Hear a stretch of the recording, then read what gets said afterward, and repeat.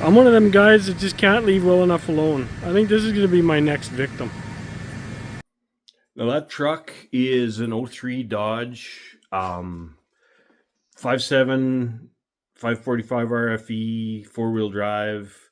It's as stock as the day is long. Would you believe I bought that thing new in 2003 and I have never updated, upgraded, modified anything that is as stock can be. The only thing that's maybe not stock on it is those cheap, cheesy step bars that are on it. But other than that, we've driven it over 300,000 kilometers, had almost no trouble with it. It's been a really good rig. It's still a really good rig to this point. Now, one of my kids needs a vehicle to drive every day. We just recently kind of somewhat retired that '03 out of the fleet because my wife got a new vehicle. And what I decided, since I know the truck, I know it's pretty damn good.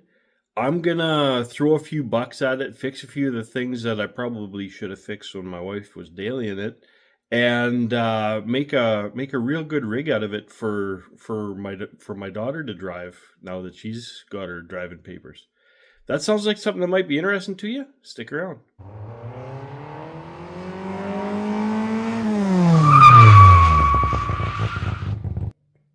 Now, the first order of business, of course, because I'm doing this for my kids, it doesn't have to be more reliable. It doesn't have to be anything like that, but it's got to be cooler. So the first thing we done is we replaced these stock torsion bar keys, with these lifted ones from Summit. Now, they're actually really good. I'm really impressed with them. They were super easy to install. Unfortunately, I lost all my footage that I took while I was installing them. But a couple things that I will say with these ones in particular, they give you a lot more than 2 inches of lift. I'm going to be honest with you there. Now, there's a million factors that affect that, and we're not going to get into that right now. There's tons of good videos on the old interwebs about installing these torsion keys in your Dodge truck. But the one thing that I got to show you that makes the job a whole lot easier. Just give me a sec. So this here is like it's not a Chrysler tool. It's made by aftermarket somebody. But anyway, it is for releasing the tension on torsion bars for these trucks. Now, obviously, you got to lift the front end off and take all the weight off the tires and get them to droop as much as they can. I had to remove or disconnect my shocks as well to get them to droop enough to fully to get all the pressure off the torsion bars. Now, then what this does, this part up here, it goes over top of the torsion bar cross member. This little nub here locates in this hole, and basically what you do is you squeeze the whole thing together and you just release tension on. There's a height adjustment screw bolt that locates right in this hole here. Now, once you've got everything released, you can remove the bolt and release pressure on this clamp, and the whole thing comes apart beautifully.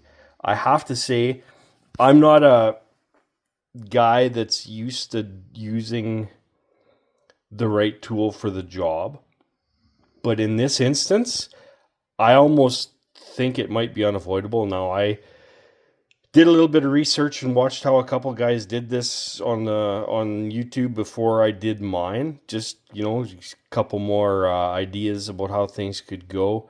But a couple guys did it with real big C-clamps, like not actually the tool for the job. I'm not saying you can't do it. I am saying I probably wouldn't do it, especially after using this tool. This tool's not that expensive. You can pick them up online, just Google them up. I was able to borrow this one from my brother, so I don't really know how much they cost, but if my brother bought it, I can assure you that it's not that expensive because he's kind of a cheap ass like me. So there you go. That's all I can really tell you about doing this torsion key lift, because like I said before, I lost all the footage that I took while I was screwing around doing the job. So from what it was, I got about 5.5 inches of lift out of the front of this thing. Now, driving it around a little bit, it definitely settled some beyond that. But even after the settling, I took a measurement in the front, took a measurement in the back, and I ordered a pair of 4-inch lift blocks to go between the axle and the spring. Now, on this truck, it surprised me. I guess I just never really looked at it in all the years I've owned it, but there's no lift block factory in this truck. So honestly, I don't feel bad at all about installing a 4-inch lift block. I mean, that was just standard factory practice back in the day. Like my old 89, it's got a 5-inch block from factory, and I know the 3/4 tons and 1 tons had that much or bigger of a block because they stood higher. But anyway, that's going to be the next step, and it's a real simple process. I bought new U-bolts because the old ones are freaking 20 plus years old and rusted all to shit. So that'll be a quick and dirty job. But yeah, that's kind of the next step of the process. Now these are the rough country lift blocks that I'm going to be using. Nice thing is they've got the hole for the locating pin at the bottom. They got another locating pin or locating hole for the locating pin at the top. Another pin for locating into the axle at the bottom. They're made by Rough Country. I picked them up off Amazon because I couldn't get them locally, and I looked around where the most reasonable place online that I could get something that was not sourced in some place that I couldn't pronounce. And this is what I come up with. I think they're going to be good. The welding looks decent on them, and I mean honestly, if that don't hold it up, I'm not sure what else is gonna. So it should be good.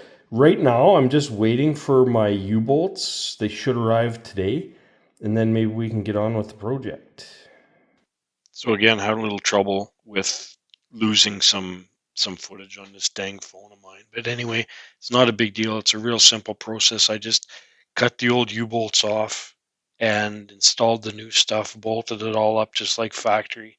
And if you can't install a lift block, you should really reconsider your life, because that's about as simple of a job as anybody's ever going to have you do.